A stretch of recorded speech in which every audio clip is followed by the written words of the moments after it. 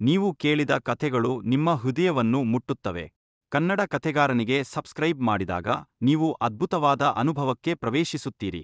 ಪ್ರತಿ ಕಥೆ ಹೊಸ ಜಗತ್ತಿಗೆ ಕರೆದೊಯ್ಯುತ್ತದೆ. ಹಾಸ್ಯ, ಭಾವನೆ, ಸಾಹಸ ಎಲ್ಲವೂ ಒಂದೇ. ಕಥೆಗಾರನ ಶಬ್ದಗಳು ನಿಮ್ಮ ಮನಸ್ಸಿನಲ್ಲಿ ಜೀವಂತವಾಗುತ್ತವೆ.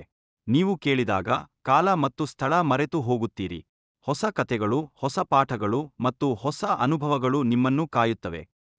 ಶ್ರೀರಂಗಪುರ ಎಂಬ ಒಂದು ನಿಗೂಢ ಹಳ್ಳಿಯ ಮಧ್ಯದಲ್ಲಿ ಒಂದು ಹಳೆಯ ಅರಮನೆಯಿತ್ತು. ಅದು ಸುಮಾರು 200 ವರ್ಷ ಹಳೆಯದು. ಅಲ್ಲಿ ಯಾರೂ ವಾಸವಿಲ್ಲ. ಆದರೆ ರಾತ್ರಿ ಸಮಯದಲ್ಲಿ ಆ ಮನೆಯೊಳಗೆ ಬೆಳಕು ಕಾಣಿಸುತ್ತಿತ್ತು. ಕೂಗು, ನಗು ಕೇಳಿಸಿತ್ತಂತೆ. ಹಳ್ಳಿಯವರು ಆ ಮನೆಗೆ ಹೆದರುತ್ತಿದ್ದರು. ಒಂದು ದಿನ ಆ ಮನೆ ಬಗ್ಗೆ ವಿಚಾರಿಸಲು ಬೆಂಗಳೂರು ನಗರದ ತನಿಖಾಧಿಕಾರಿ ಮಯೂರನನ್ನು ಕರೆಸಲಾಯಿತು. ಮಯೂರನು ಸಾಹಸಿಗ, ವಿಜ್ಞಾನವನ್ನು ನಂಬುವವನಾಗಿದ್ದ.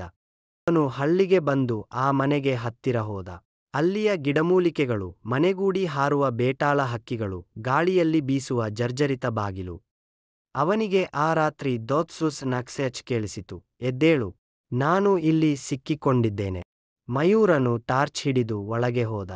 ಮನೆಯೊಳಗೆ ಒಂದು ಹಳೆಯ ನೋಟ್ಬುಕ್ ಸಿಕ್ಕಿತು. ಅದು 1925ರಲ್ಲಿ ಈ ಮನೆಯಲ್ಲಿದ್ದ ರಾಜಕುಮಾರಿಯ ದಿನಚರಿ. ಬಲಾತ್ಕಾರದ ನಂತರ ಕೊಲ್ಲಲ್ಪಟ್ಟು ಆ ಮನೆಗೆ ಶಾಪವಾಗಿ ತಳಿಯುತ್ತಾಳೆ ಎಂಬ ಕತೆ ಇದ್ದಿತು. ಮಯೂರನು ಆತನಿಗೂ ಕಂಡ ಕನಸು, ಆ ನೋಟ್ಬುಕ್ನ ಕತೆ ಮತ್ತು ಮನೆಯ ರಹಸ್ಯವನ್ನು ಉಚ್ಚಲಾಮ ಮಾಡಿ ಆ ಸ್ಥಳವನ್ನು ಪರಿಶೋಧಿಸಿದ. ಕೊನೆಗೆ ಅವನು ಮನೆಯ ಕಳಪೆಲ್ಲ ತೆರೆದಾಗ ಒಂದು ಗೋಡೆ ಹಿಂದೆ ಗುಪ್ತ ಕೊಠಡಿ ಸಿಕ್ಕಿತು.